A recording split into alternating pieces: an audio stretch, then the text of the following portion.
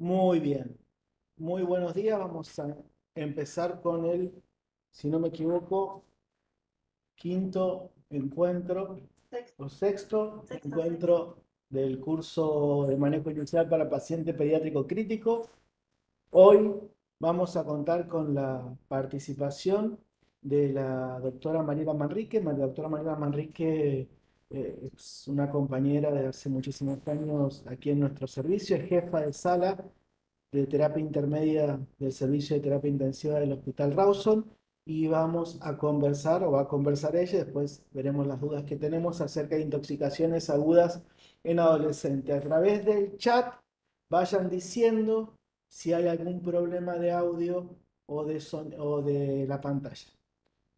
Muy bien, yo voy a cerrar mi micrófono y la pantalla y la cámara y te escuchamos, Mariela.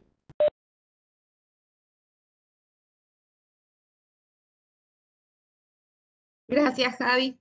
Hola, buenos días, buenas tardes para todos. Gracias por la concurrencia, gracias por la oportunidad de poder dar esta charla. Espero ser de utilidad. Me tocó un tema bastante interesante y frecuente, que son las intoxicaciones agudas en adolescentes. Em, He hecho hincapié en las intoxicaciones más frecuentes y que se dan sobre todo en este rango etario. Sobre todo con el tema de las sustancias psicoactivas que tienen prevalencia en el consumo de los adolescentes, que en la antigüedad, o sea, desde hace muchísimos siglos que se consumen estas sustancias, en la antigüedad eran consumidas con la intención de modificar la percepción de la realidad, de calmar el dolor, de escapar del sufrimiento físico, psíquico, social o espiritual, pero luego esto se fue modificando y en la actualidad se usan para circunstancias tradicionales festivas o para rituales o para sociabilizar o también para dar placer personal. Eh, para que pueda desarrollarse un consumo, perdón, a ver cómo hago acá para sacar eso para poder ver. Eh, sí. Para que haya una adicción, tenemos que hablar de consumo problemático. En los consumos problemáticos se necesitan tres ámbitos, los cuales deben ser concurrentes, obligatorios y necesarios. ¿Eso qué significa? Que tienen que cumplirse estas tres características para hablar de un consumo problemático. El primero, tienen que ser personas con disposición biológica y psicológica. Una de las predisposiciones biológicas puede ser que tenga padres o que se mantenga en un grupo familiar, que provenga de un grupo familiar en los cuales hayan habido problemas de adicción. También los problemas psiquiátricos pueden llevar a tener una predisposición biológica y psicológica nos habla acerca de cómo esa persona se ve a sí mismo, cómo se comporta ante sus pares. Por ejemplo, una baja autoestima puede llevar a una predisposición al consumo problemático.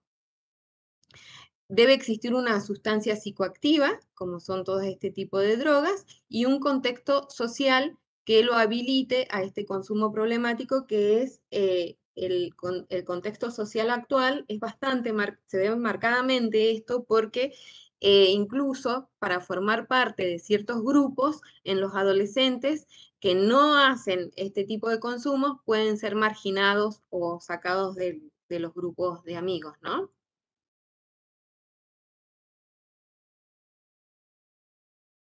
No se quedó.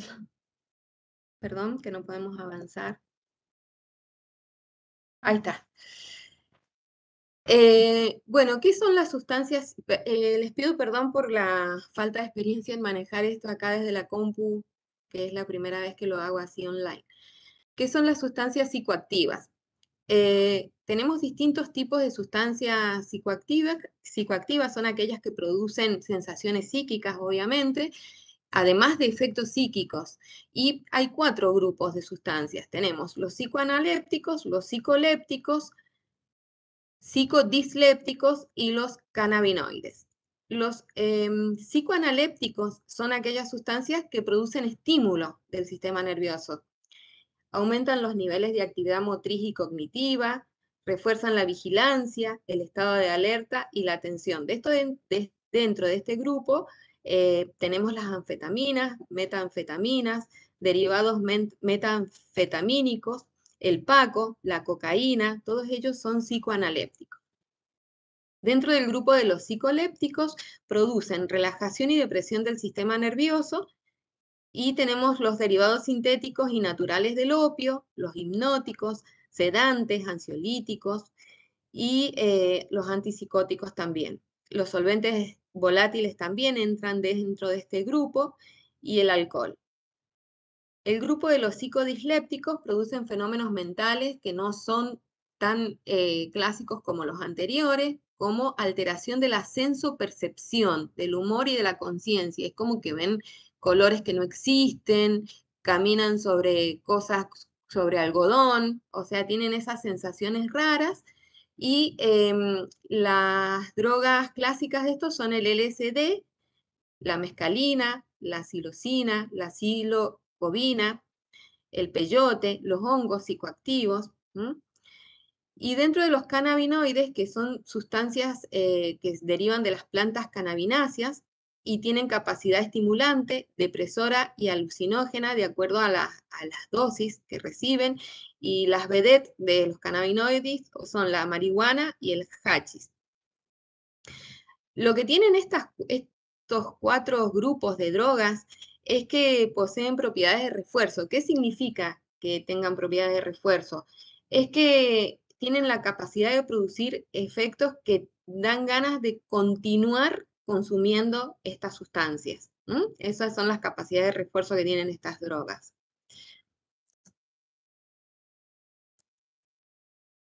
Tenemos que hacer una diferenciación entre el uso y consumo problemático de las drogas. En uso, entendemos por uso un consumo aislado, episódico, ocasional, no hay tolerancia ni dependencia, pero eso no quiere decir que con una sola dosis no tengamos algún caso de que termine en algo fatal o en una intoxicación grave. Y dentro del consumo problemático tenemos el abuso, tenemos que hacer definición de lo que es abuso y dependencia.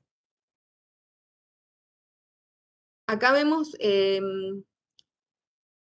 donde hablábamos recién sobre el tema de las cuestiones de los grupos de adolescentes, donde si alguien no hace lo que el resto del grupo dice, puede ser marginado, ¿no? Entonces vemos estos abusos, que es un uso inadecuado por la cuantía en la que se está tomando esta sustancia o la finalidad, y lleva a un deterioro clínico importante, con lo cual el paciente no puede cumplir sus tareas habituales y lo que lo va a llevar a alteración en las relaciones interpersonales, ya sean sociales y familiares también. Vamos a hablar específicamente de la intoxicación etílica. El alcohol es una sustancia psicoactiva y es legal. Suele considerarse equivocadamente menos nociva y es de aceptación social muy amplia. Incluso en algunos casos son los adultos los que incitan a los adolescentes al consumo de alcohol.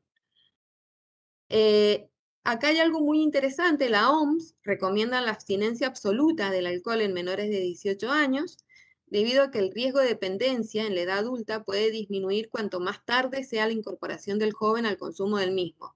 Pero además hay otras causas.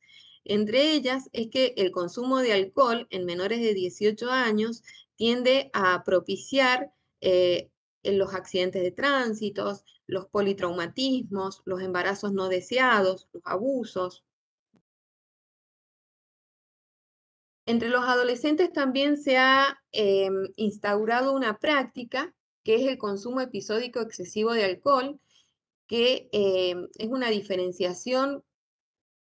Más o menos hace 20, 30 años, los adolescentes consumían alcohol en menores cantidades y más frecuentemente, y ahora lo hacen los fines de semana y en forma más abundante. Hacen lo que ellos llaman el binge drinking, que es el fondo blanco, tomar de golpe, y en ese momento pueden mezclar distintos tipos de bebidas alcohólicas. También usan otros métodos para alcoholizarse a través de las mucosas, por ejemplo, es el H-Balling, que es la mucosa oftálmica, o a través de tampones embebidos en alcohol que se introducen por la vagina o por la zona rectal. Lo que incrementa aún más el riesgo de patologías sobreagregadas, y este tipo de consumo en forma tan aguda y de tanta cantidad aumenta el riesgo de patologías cardiovasculares y puede aparecer isquemia, angina o incluso una ACV. Tenemos que tener en cuenta que todo el alcohol que ingieren pasa a la sangre entre 30 y 60 minutos de la ingestión. Entonces, por eso es que es una clínica tan grave. Debe sospecharse una intoxicación etílica en todo coma en la población pediátrica y sobre todo si va asociado a la hipoglucemia, que es uno de los síntomas que ya vamos a ver que casi siempre se presenta en las intoxicaciones graves. A bajas dosis, el etanol es un depresor selectivo del sistema nervioso central y a altas dosis un depresor generalizado o no selectivo. Los efectos se correlacionan con los niveles de etanol en sangre y cerebro. Entonces vamos a tener distintos tipos de intoxicaciones, leve, moderada y grave. Inicialmente se va a tener una sensación de bienestar, relajación, desinhibición, sociabilización, va a haber una ligera incoordinación motora y alteraciones sensoriales incipientes con alteración de la función cognitiva, que nos va a llevar a una mala concentración, un mal juicio, alteración de la memoria y la coordinación, y también hay afectación de la timia, como cambios bruscos del humor, momentos en que pueden estarse riéndose a carcajadas y momentos en que pueden tener episodios de angustia severos. Los cambios sensitivos y motores con el incremento de la alcoholemia, que mientras va aumentando el nivel, tenemos nistagmus, disartria, diplopía, incoordinación, ataxia, hiperreflexia, sensación vertiginosa, y empezamos con la amnesia anterógrada transitoria, que son las lagunas o palimpsestos, que también forman verdaderos estados crepusculares de la conciencia que se presentan luego de una ingesta aguda.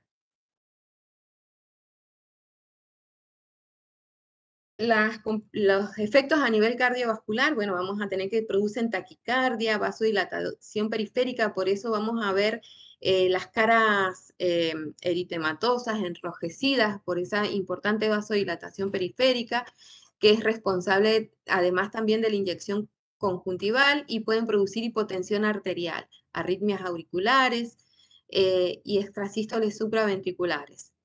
Hay aumento de la sudoración, perdiendo calor, por lo cual la temperatura disminuye, puede haber hipotermia, y lo cual va a llevar a un estado confusional agudo que puede agregarse, evolucionar hacia el coma, la depresión respiratoria y la muerte. Produce también alteración importante del equilibrio ácido-base, con anormalidades en el metabolismo de la glucosa, porque el alcohol se metaboliza a nivel hepático, entonces interfiere con la generación de glucosa y eso nos va a llevar a una hipoglucemia y alteración de la osmolaridad sérica. El efecto agudo del alcohol sobre el balance induce la diuresis en forma aproximadamente proporcional a la cantidad de alcohol ingerido, inicialmente con la preservación de la pérdida de electrolitos que viene posteriormente. O sea, en un principio no hay pérdida de electrolitos, pero luego comienza con pérdida de electrolitos. Lo que produce el alcohol es inhibir la liberación de la antidiurética al aumentar la osmolaridad plasmática por un mecanismo osmótico, aumentando el aclaramiento de agua libre y disminuyendo la osmolaridad de la orina. Vamos a tener una poliuria entonces, y aparece un cuadro clínico llamado cetoacidosis alcohólica, que se puede presentar con dolor abdominal, náuseas y vómitos. La cetoacidosis alcohólica es una acidosis metabólica que una de las causas es la pérdida indirecta de bicarbonato en la orina por el alcohol o la presencia de hipercloremia sin cetosis con elevación leve del ácido láctico. La cetoacidosis alcohólica alcanza una morbimortalidad del 10% en adultos y del 25% en los niños. También pueden aparecer convulsiones que son secundarias a hipoxias o a hipoglucemia severa. La hipoxia puede ser por el coma, por la broncoaspiración, lo que lleva a una insuficiencia respiratoria, o por bradipnea extrema. Se debe tener presente también la concurrencia, y hay que buscarlo siempre, de traumatismos asociados, usos de otras drogas o sustitutos del alcohol, como pueden ser el metanol y el etilenglicol.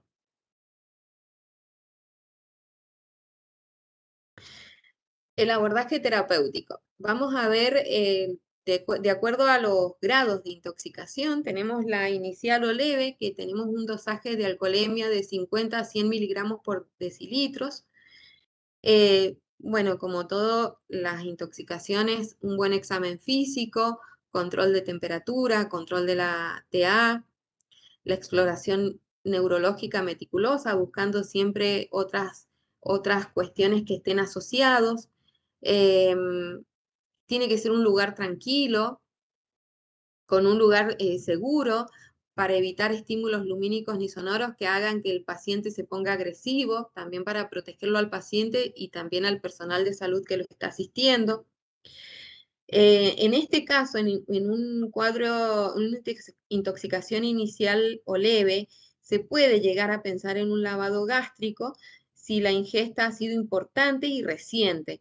¿Por qué reciente? Porque la absorción del alcohol a nivel gástrico es muy rápido. Entonces, si tenemos la certeza de que lleva corto tiempo de ingerido el alcohol, 20, 30 minutos o menos de una hora, se puede llegar a hacer el lavado gástrico. Y en este caso leve, porque tenemos un paciente que tiene menos riesgos de broncoaspiración que en uno comatoso, por ejemplo. Se le pide todo un laboratorio para ver que no estén apareciendo las complicaciones de las intoxicaciones alcohólicas. A nivel de laboratorio, pedir hemograma, hematocrito, un hepatograma con la gamma GT y glucemia. ¿Por qué hay que pedir gamma GT en la intoxicación alcohólica? Porque es una de de los dosajes más sensibles a la intoxicación alcohólica, porque rápidamente se eleva en estos casos por el metabolismo hepático. Hay que hacer tratamiento de sostén, evitar la hipotermia por la hiperhidrosis que presentan y evitar la broncoaspiración colocando al paciente en decúbito lateral izquierdo, y luego mantenerlo en observación durante unas 6 horas con una evaluación clínica repetida cada 2 horas. Si la intoxicación es desfavorable, la evaluación es desfavorable, perdón, la evolución es desfavorable, hay que continuar con la siguiente pauta para intoxicación moderada o grave, que es cuando tenemos dosajes de alcoholemia de 200 a 300 miligramos por decilitro. Primero hay que utilizar el protocolo de emergencia clásico que todos conocemos, asegurar una vía aérea permeable, la ventilación, oxigenación adecuadas, y si constatamos hipotensión arterial, expandir con cristaloides. Colocar la sonda nasogástrica siempre protegiendo la vía aérea para evitar una broncoaspiración.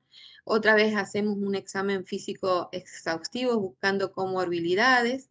Controlar la temperatura, la TA y la exploración neurológica buscando signos de foco neurológico también, para descartar un TEC y otros traumatismos y prevenir la broncoaspiración o pensar que se haya broncoaspirado si tenemos clínica de hipoxia o dificultad respiratoria. También tenemos que administrar suero glucosado hipertónico al 25% lento, con una dosis de 2 a 4 mililitros kilodosis, porque sabemos que la hipoglucemia la va a presentar. Y hacer también en este caso hemograma, hepatograma, glucemia, ionograma, calcio, magnesio, gasometría, función renal, el dosaje de alcohol y pedirle, si se puede, si en el lugar en el que están trabajando, dosan el triage de drogas en orina, o sea, completar todo el paquete porque sabemos que pueden estar asociadas a otro tipo de drogas ilegales en la intoxicación alcohólica. Y si es posible también, en un paciente que no se estabiliza, un paciente grave con algún otro signo que le llame la atención, focalización o un abdomen en tabla o una hipoxia permanente, bueno, TAC, ecografías para descartar asociaciones traumáticas. En este caso, ya en el moderado grave, hay que hacer monitoreo cardíaco con un electrocardiograma porque ya sabemos que tenemos un paciente con mucha predisposición a las arritmias. Hay que compensar el medio interno. Para las convulsiones, el tratamiento de elección son las benzodiazepinas o la fenitoína, un tratamiento clásico de convulsiones. Y tratar de prevenir las complicaciones, que en este caso serían la hipotermia, que hay que calentarlo con medios físicos, la agitación psicomotriz, un estado de psicosis que se trata con el haloperidol de 5 a 10 miligramos intramuscular, tratar el síndrome de Wernicke-Korsakoff y prevenirlo también, que es la encefalitis de Wernicke y la de Korsakoff que aparece ya en pacientes con intoxicación crónica alcohólica. O en los desnutridos también pueden estar más predispuestos a presentar este síndrome de Wernicke con tiaminas de 50 a 100 miligramos endovenoso y proseguir con 50 miligramos intramuscular por día hasta que el paciente ya pueda incorporar una dieta apropiada. También debemos prevenir la rhabdomiólisis con una buena hidratación porque sabemos que esto nos puede llevar a una insuficiencia renal.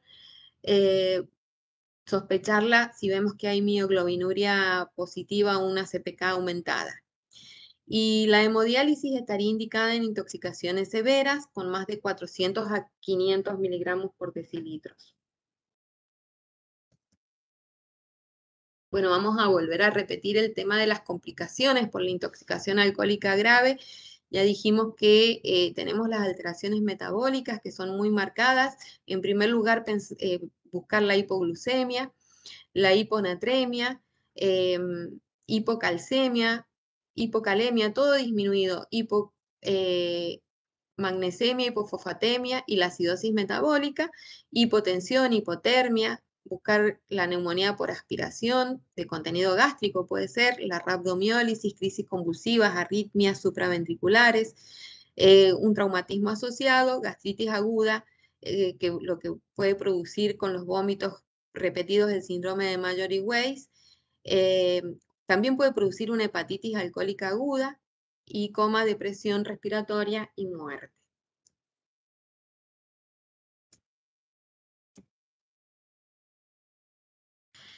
Esto para todas las intoxicaciones, me gustó mucho colocarlo acá, que atender la urgencia no es solo desintoxicar al paciente.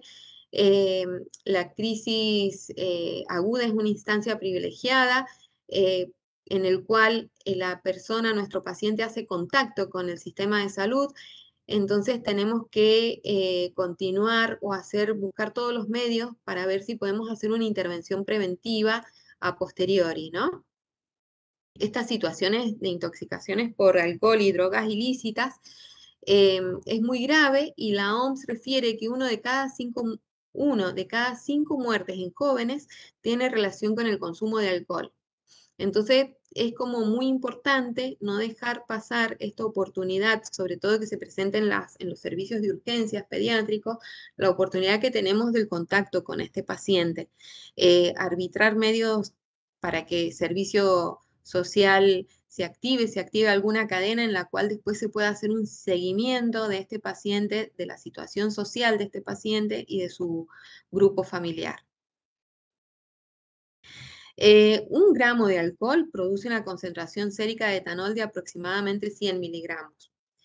Esto se los quise colocar para que más o menos tengan una idea que, por ejemplo, en una cerveza de 10 a 15 mililitros por kilo de cerveza nos va a dar 1 gramo de alcohol. En el caso del vino, de 4 a 6 mililitros por kilo de vino. Y en el caso de los licores, de 1 a 2 mililitros por kilo nos va a dar los 100 miligramos por decilitro. Entonces, más o menos de esa forma se puede llegar a sacar un cálculo aproximado de cuánto puede ser la alcoholemia que tenga nuestro paciente.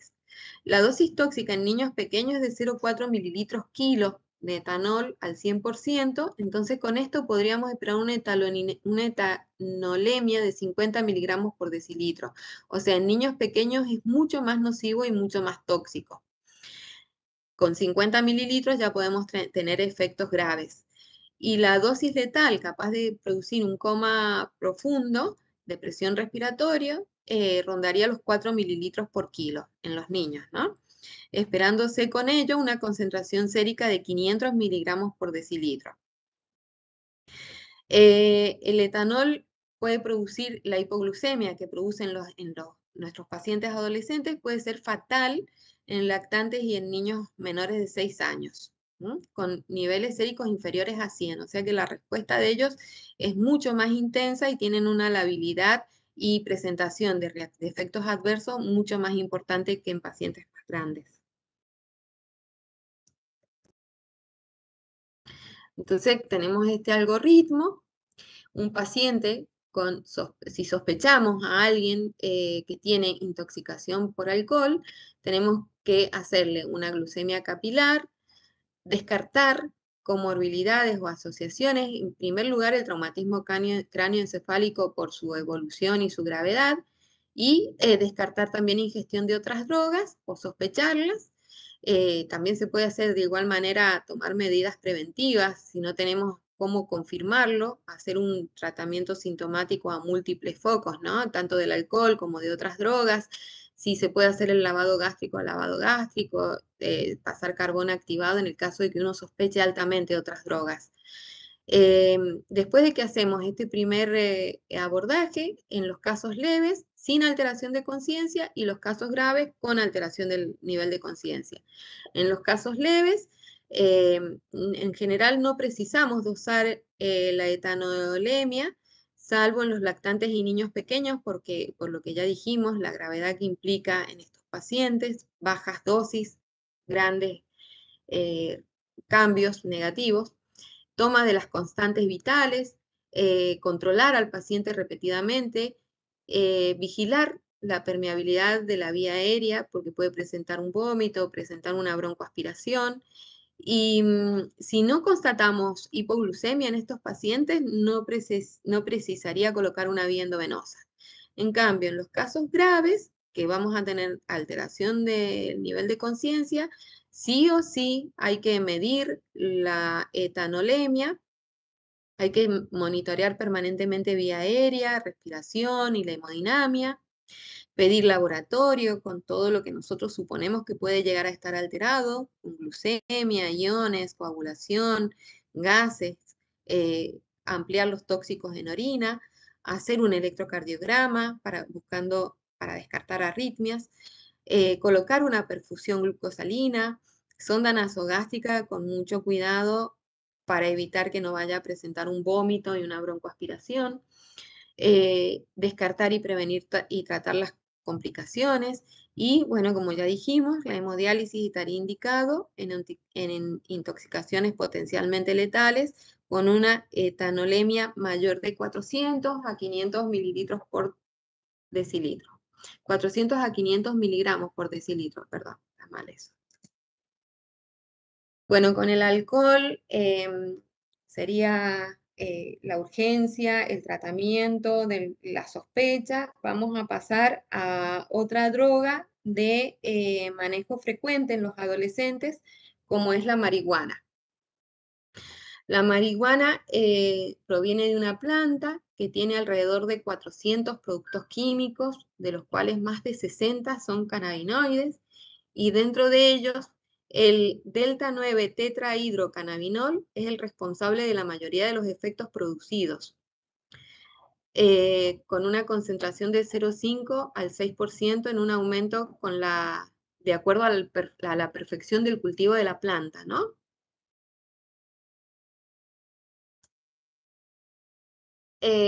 Va a responder o va a actuar en el sistema endocannabinoide, y tenemos dos tipos de receptores llamados CB1 y CB2, que son pertenecientes a los receptores asociados con la proteína G. En el CB1 son receptores cerebrales asociados a la proteína G, entonces se encuentran más abundantes en la sustancia nigra, en los ganglios de la base, en el cerebelo, en el hipocampo. Por eso es que va a tener la clínica que tiene el fumar marihuana o el intoxicarse con marihuana por estos receptores.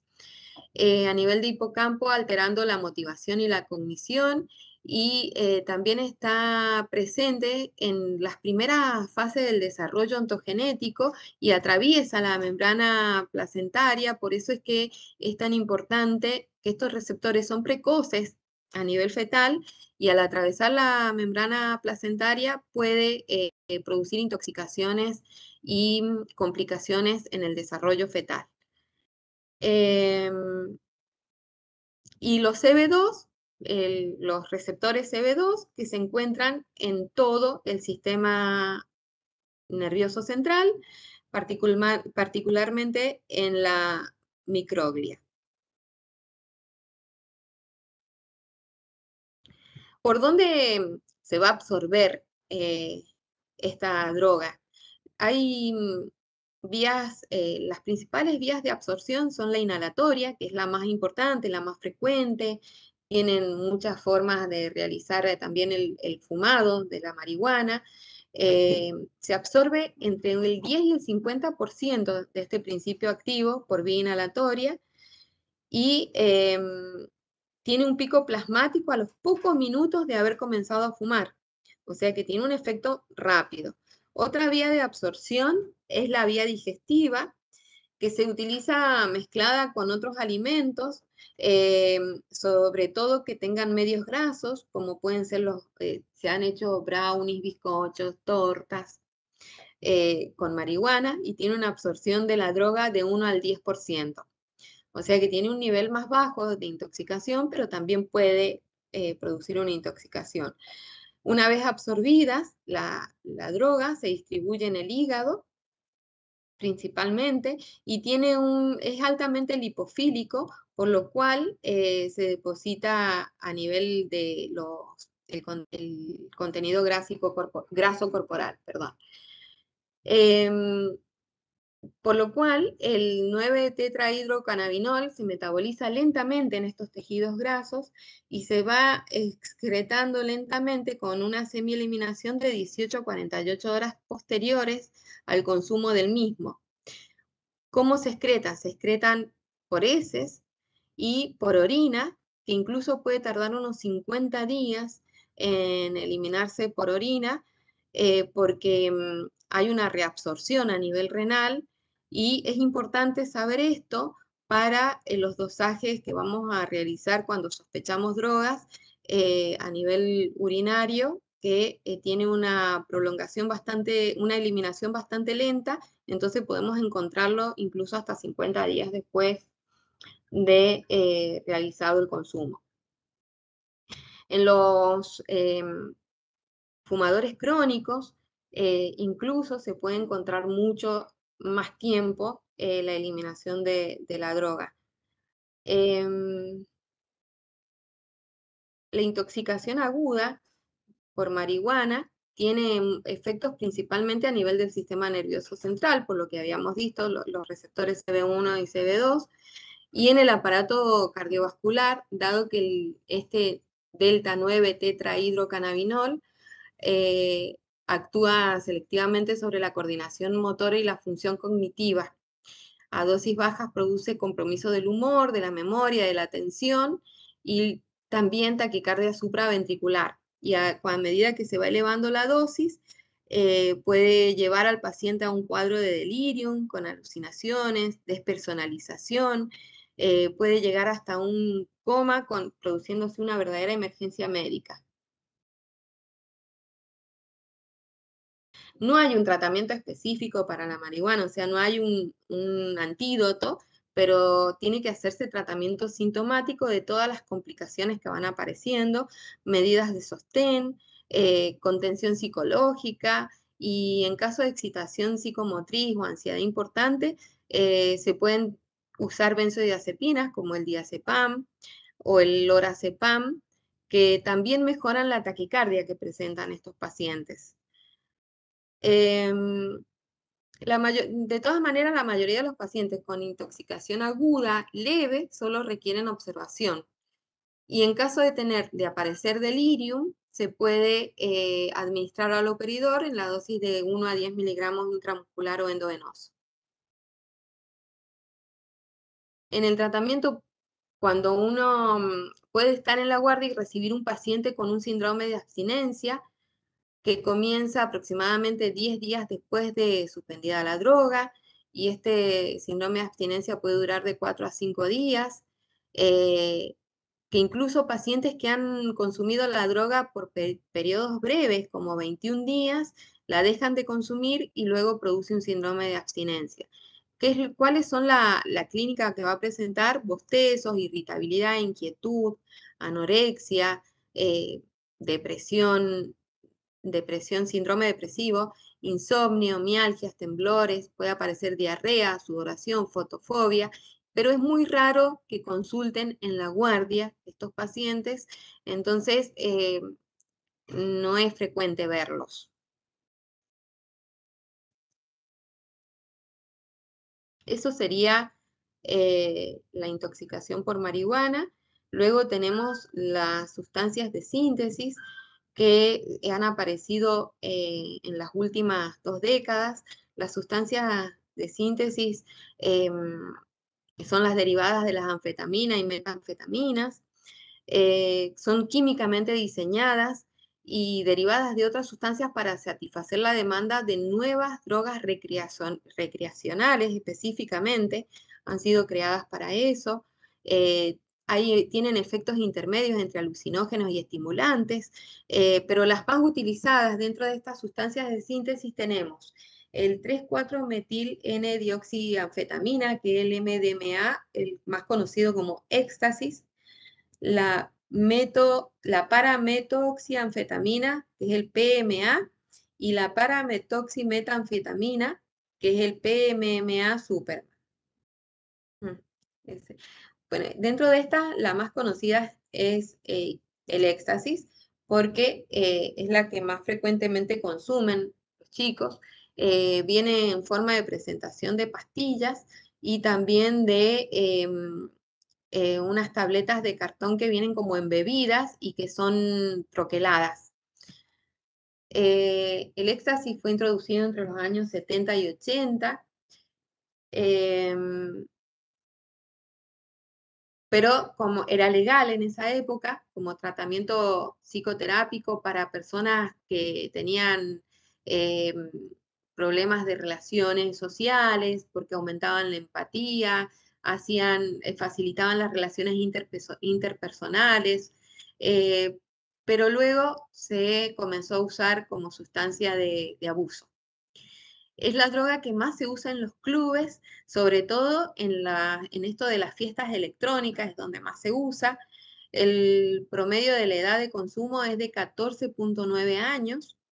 Se ha visto que en chicos preescolares, estamos hablando de los, no de los, perdón, de los que antes de entrar a la secundaria, entre los 10, 11 años también está aumentando el consumo de esta droga, ya que aumenta el placer, la sexualidad y produce una expansión de la conciencia sin pérdida del control.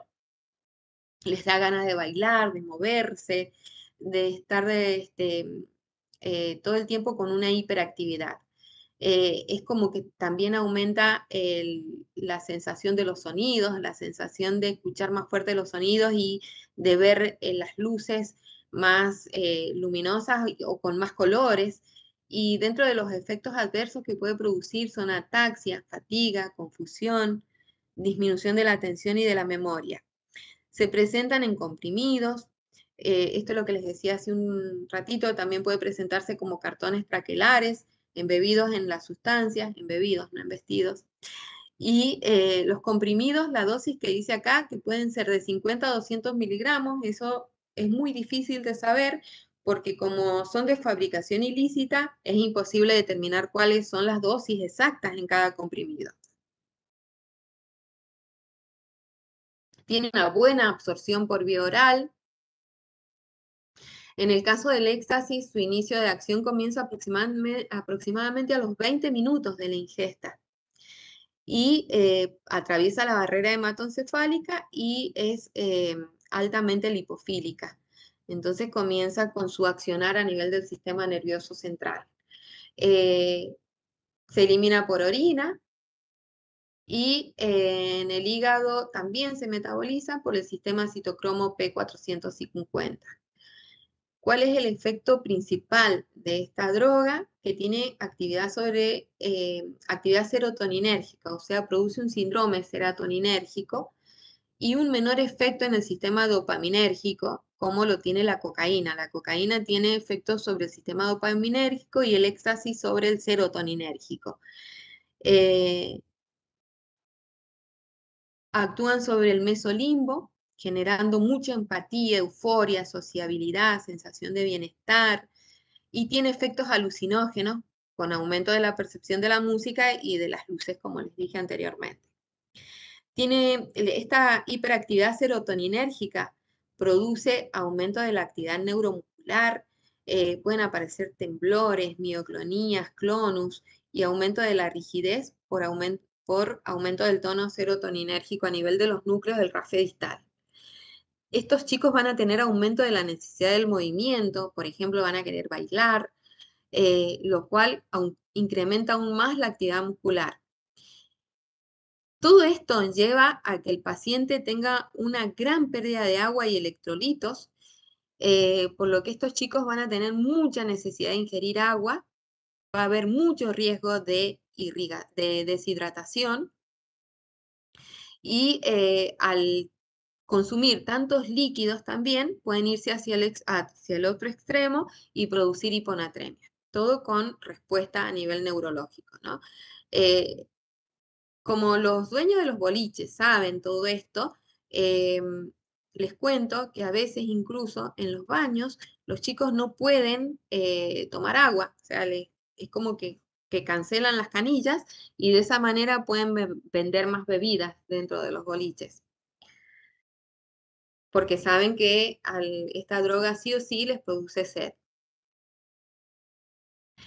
Otra complicación que produce es la hipertermia, con niveles de temperatura que superan los 40 grados, dado que por aumento de la liberación de serotonina, que actúa a nivel del hipotálamo, por eso aumenta la temperatura, y también por hiperactividad muscular y hay aumento del metabolismo. O sea, por todas estas causas, aumento el accionar de la serotonina sobre el hipotálamo, la hiperactividad muscular y aumento del metabolismo nos va a llevar a presentar temperaturas de más de 40 grados.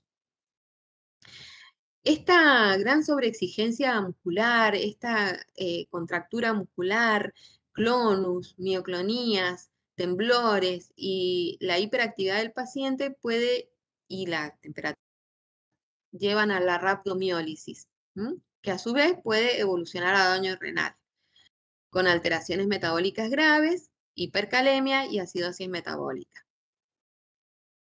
La acción directa sobre el sistema nervioso central en caso de sobredosis va a producir euforia, excitación psicomotriz, cuadros de alteración del sensorio que pueden llevar a la obnubilación, estupor y coma también, y sumado a las complicaciones previas, obviamente todo paciente en coma, con toda esta ingesta de agua que tienen estos pacientes en particular, más la asociación con alcohol, puede también aparecer cuadros de broncoaspiración, si no tenemos una vía aérea previamente asegurada.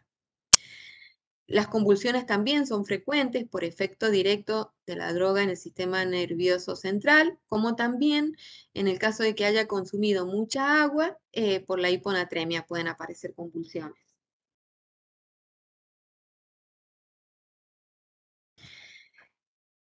Al metabolizarse a nivel hepático, puede generarse aumento de las transaminasas, con un síndrome de inflamación sistémica, con lo cual va a evolucionar a un fallo multiorgánico con una CID, Y exactamente cuál es la vía de acción para producir el daño hepático no se conoce con seguridad. El uso crónico de estas sustancias producen destrucción de las neuronas dopaminérgicas y serotoninérgicas y con lo cual vamos a tener pacientes con alteración del humor, del sueño, trastornos de ansiedad, esto en uso crónico, ¿no?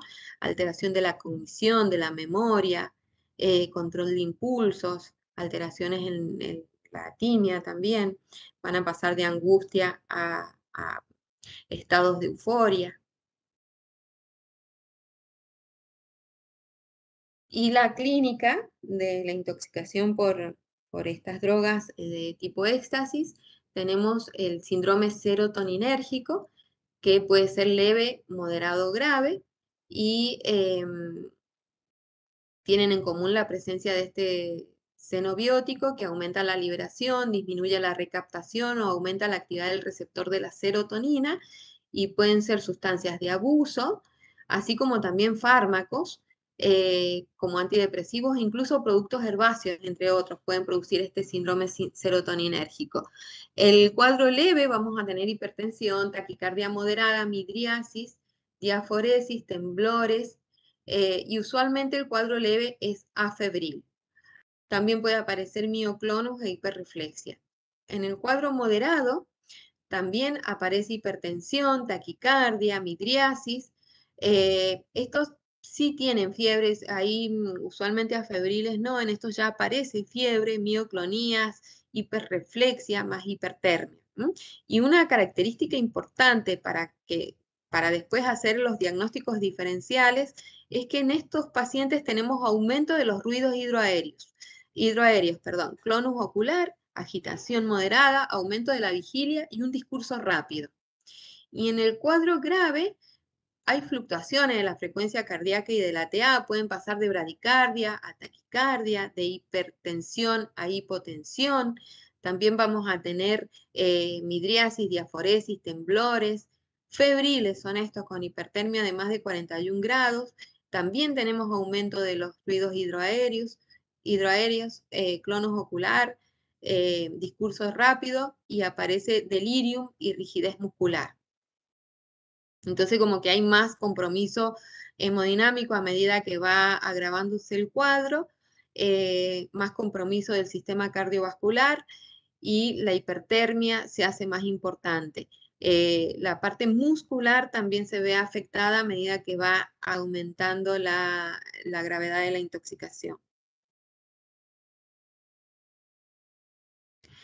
Las alteraciones autonómicas que hablamos recién por los hay alteraciones autonómicas por las fluctuaciones estos en los signos vitales, por ejemplo, taquicardia, también puede haber bradicardia.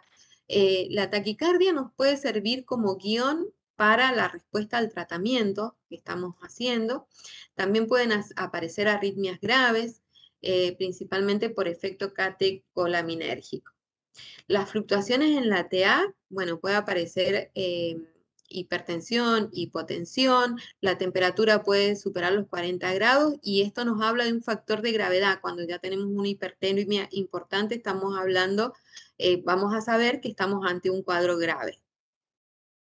También pueden aparecer alteraciones hematológicas como plaquetopenia, leucocitosis, alteración en la función hepática, C y D, y hay que buscar fenómenos hemorragíparos, hemorragias a nivel central, y pueden ser las causas de la muerte. La rhabdomiólisis, que es secundaria a rigidez, hipertermia y gran actividad muscular, como ya lo habíamos mencionado antes, puede dar lugar a hipercalemia y acidosis metabólica. Pero el daño más importante que produce es el renal, que puede producir, ¿no? Produciendo una insuficiencia renal por precipitación de la mioglobina en los túbulos renales, lo que va a llevar a una necrosis tubular aguda y luego a una insuficiencia renal aguda.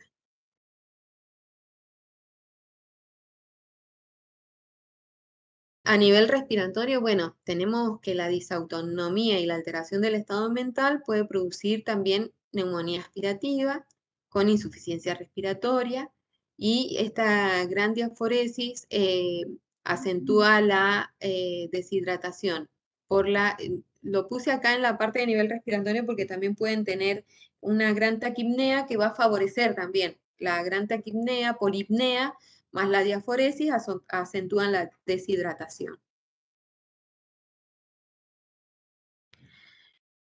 El diagnóstico, bueno, principalmente si se puede realizar una anamnesis, sería importante. Si no, como en general en el servicio de urgencia nos va a llegar un paciente inconsciente, hay varios criterios diagnósticos para el síndrome serotoninérgico, que va a ser el síndrome guión de estos pacientes, y lo que se usan son los criterios de Hunter, que con uno de los siguientes ya se puede sospechar. Por ejemplo, un paciente con clonus espontáneos, o con un clonus inducible con agitación o diaforesis, el clonus ocular o nistagmus con agitación o diaforesis, los temblores e hiperreflexia e hipertonía, la temperatura corporal mayor a 38 y nistagmus ocular que puede ser espontáneo o inducible. Se encuentran disponibles en la mayoría de los centros de emergencias de referencia los kits para el screening de sustancias en orinas, los cuales detectan anfetaminas, metanfetaminas y el éxtasis, el MDMA. El diagnóstico se basará principalmente en la clínica que presenta el paciente y es importante obtener muestras de suero, bueno, ya lo habíamos dicho, para la determinación de hemograma, recuento de plaquetas, porque puede producir una coagulopatía, el ionograma para ver si está con hiponatremia o hipocalemia, CPK para hacer un seguimiento o diagnóstico de rhabdomiólisis, la función renal, y el estado ácido base, hepatograma y un coagulograma. En todos estos pacientes también es importante evaluar la alcoholemia, o sea, porque en general asocian drogas, el alcohol con drogas ilícitas o las drogas ilícitas con alcohol, y aumentan la toxicidad del alcohol cuando son consumidas conjuntamente. El monitoreo cardíaco es importantísimo, hay que hacer un electrocardiograma para medir el segmento QT, monitorear la frecuencia cardíaca y el ritmo cardíaco. Y si hay síntomas respiratorios, realizar una radiografía de tórax para descartar una broncoaspiración. Y en el caso de que haya un compromiso o deterioro del sensorio, pedir una tomografía de cerebro, ya que puede presentarse edema cerebral secundario a la hiponatremia o hemorragias cerebrales que son menos frecuentes debido a la alteración vascular y también por las alteraciones coagulopáticas, la coagulopatía que puede presentar. Los diagnósticos diferenciales, por eso les decía este dato que parece simple, pero es importante, de los ruidos hidroaéreos. Tenemos el síndrome neuroléptico maligno, que hay que diferenciarlo de la intoxicación por éxtasis, que se produce ante el uso de bloqueantes dopaminérgicos, como son los antipsicóticos. El síndrome anticolinérgico se diferencia por presentar reflejos normales, midriasis, delirium, pero con mucosas secas y piel caliente, retención urinaria y hay ausencia de ruidos hidroaéreos. Me pareció como muy importante la ausencia cuando en el otro cuadro tenemos aumento de los ruidos hidroaéreos. La hipertermia maligna es otro cuadro con el que hay que hacer el diagnóstico diferencial, que la hipertermia se presenta con rigidez muscular severa, va a haber acidosis metabólica secundaria a la exposición reciente a los anestésicos inhalatorios y la piel se encuentra moteada y cianótica con hiporreflexia, que en el otro cuadro no tenemos una piel moteada y cianótica. En cambio, en la hipertermia maligna sí puede aparecer esta clínica. El tratamiento, bueno, como en todo paciente que ingresa a la sala de emergencia, lo principal es la estabilización de los signos vitales, el ABC. Muchos de estos pacientes van a ingresar con un estatus epiléptico, con un deterioro profundo del sensorio, por lo cual puede requerirse intubación orotraqueal precoz para proteger la vía aérea. Monitoreo cardíaco, monitoreo de TA, la reposición de líquidos de ser enérgico, El ritmo diurético, ¿me hablaste? El ritmo diurético debe ser controlado y debe ser mayor de 150 a 200 por hora para evitar las complicaciones de la rhabdomiólisis. La hipertermia, al ser de origen central y por hiperactividad muscular, en general se usan para tratar los medios físicos, no hay que usar AINES porque pueden empeorar el cuadro. Y ante una convulsión o excitación psicomotriz, el fármaco de elección son las benzodiazepinas, como el diazepam, de preferencia que se haga en forma endovenosa. Cuando aparece el síndrome serotoninérgico, se prefiere usar benzodiazepina de vida media e intermedia prolongada, como puede ser el lorazepam. Lo que no tenemos que hacer cuando hay excitación psicomotriz es tratar de contenerlo mecánicamente al paciente, porque eso puede favorecer más la rhabdomiólisis. Y se desaconseja el uso de neurolépticos en estos pacientes debido a que al provocar acción sobre los receptores dopaminérgicos, antagonismo, pueden provocar aumento de la rigidez y un empeoramiento del cuadro. Entonces lo que se usa son las benzodiazepinas. En el caso de síndrome serotoninérgico moderado y grave, hay que iniciar tratamiento con antagonistas serotoninérgicos tales como la ciproheptadina y la clorpromazina. En el caso de la ciproheptadina, hay que hacer una dosis de carga de 12 miligramos, seguida de dosis de 2 miligramos cada 2 horas, hasta que veamos que nuestro paciente se está estabilizando.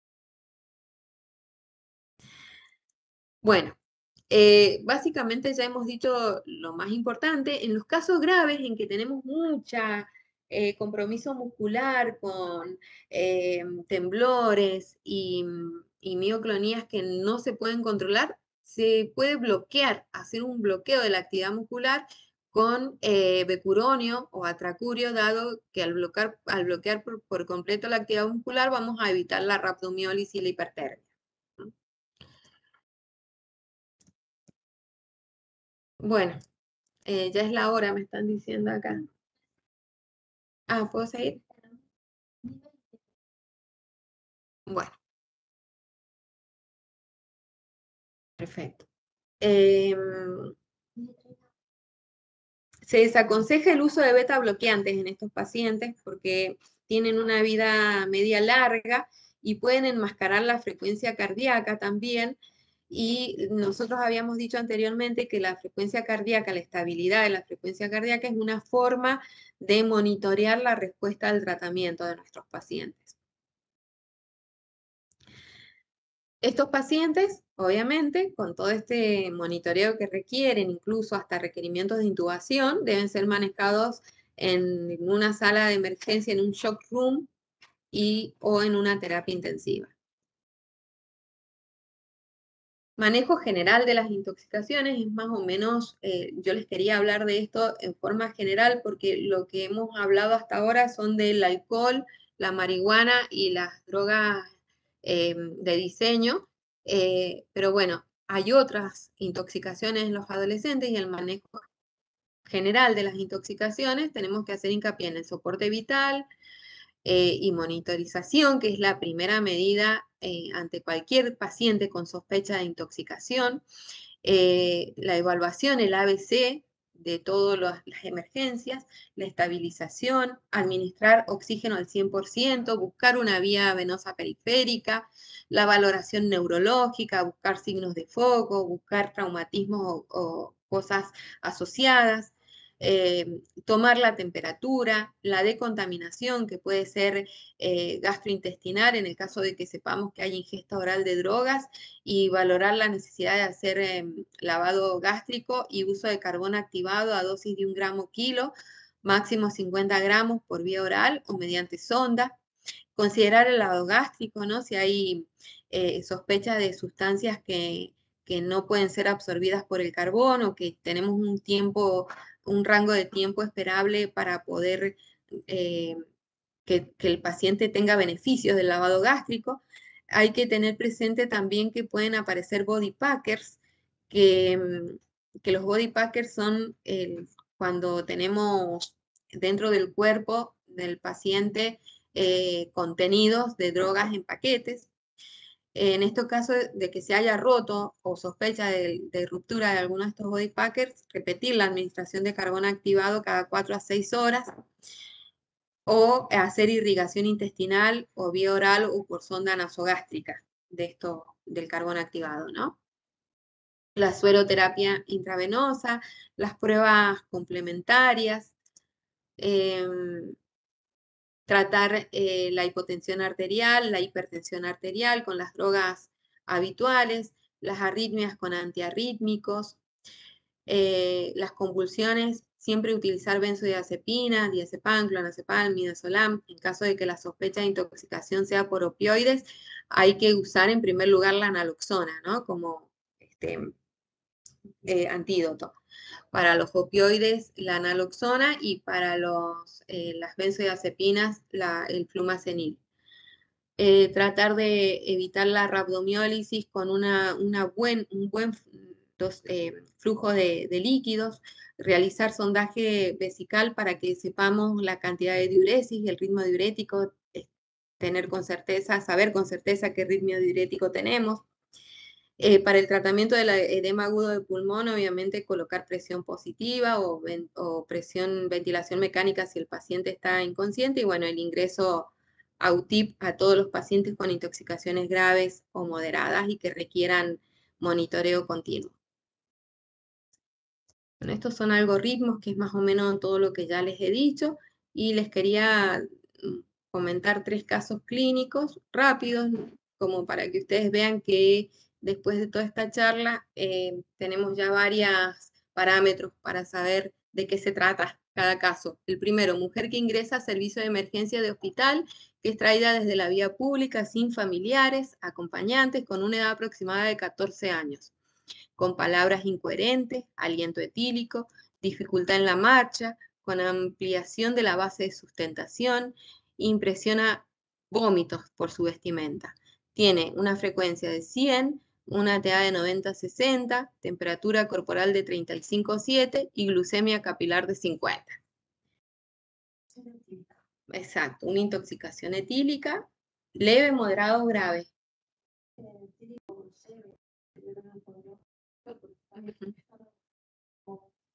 Una intoxicación etílica moderada. ¿Y qué haríamos en este caso? Dice que impresiona vómitos. Hay que buscar además que otra cosa, que no se haya broncoaspirado. Colocar sonda oxígeno.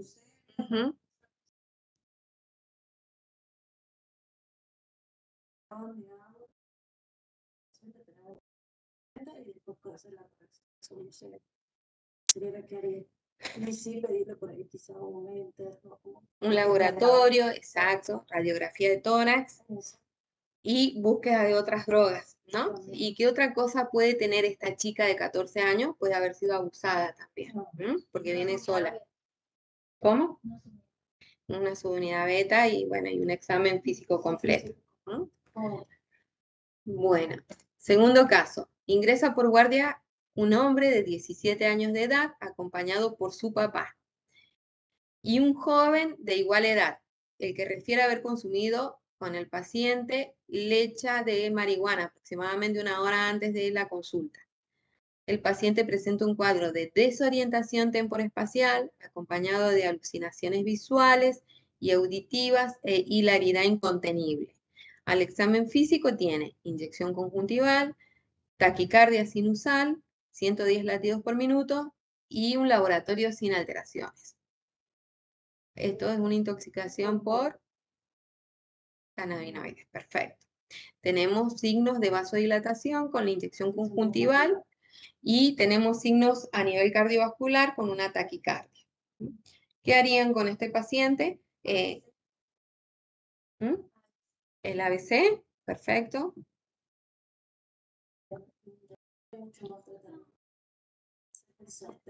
Exacto.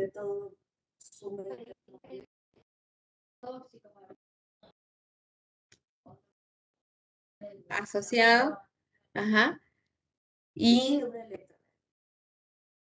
por lo que está taquicárdico, perfecto. Sí, sí, pero tiene 17 años, o sea que sí está taquicárdico. Y el tercer caso Es una mujer de 16 años aproximadamente que ingresa a emergencia en ambulancia desde una fiesta electrónica con consumo de sustancias psicoactivas.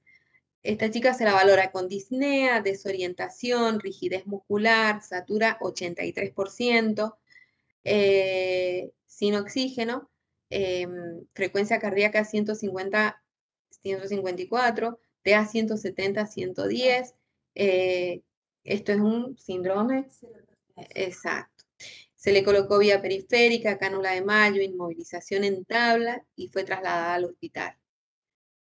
Al ingreso presentaba deterioro del sensorio, taquicardia, hipertensión arterial, hipertermia, una temperatura de 41, pupilas midriáticas bilaterales, mala mecánica ventilatoria, ruido hidroaéreo aumentado, Glasgow 715, rigidez generalizada con clonus en miembros inferiores, y se interpreta como un síndrome serotoninérgico grave secundario al consumo de sustancias psicoactivas. Entonces acá tenemos esta nena que obviamente ya vemos que es un cuadro grave, hay que intubar directamente el ABC, todo el ABC, colocar oxígeno al 100%. Acá, ¿qué es una de las cosas que hicieron mal en el traslado? Por ejemplo, no venía sin oxígeno y venía atada en una tabla de inmovilización, con lo cual está aumentando el riesgo de rhabdomiólisis con posterior deterioro renal, ¿no? Y aumentando la hipertermia también.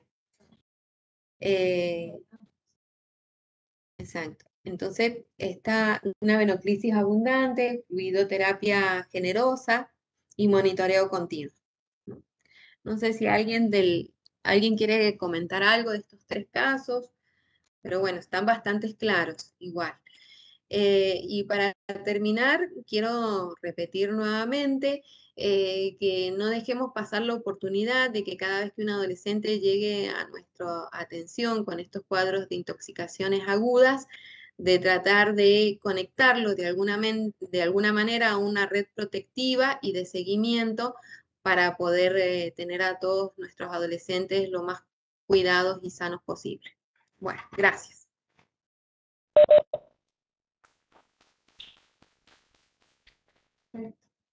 Muchísimas gracias. Vamos a ver si hay alguna pregunta por el chat. Creo que ha estado clarísimo.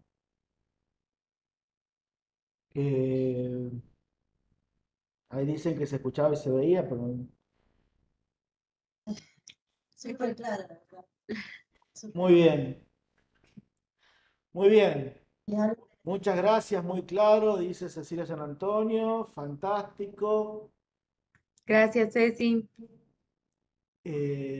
Muchísimas gracias, Mariela, por el tiempo y el trabajo.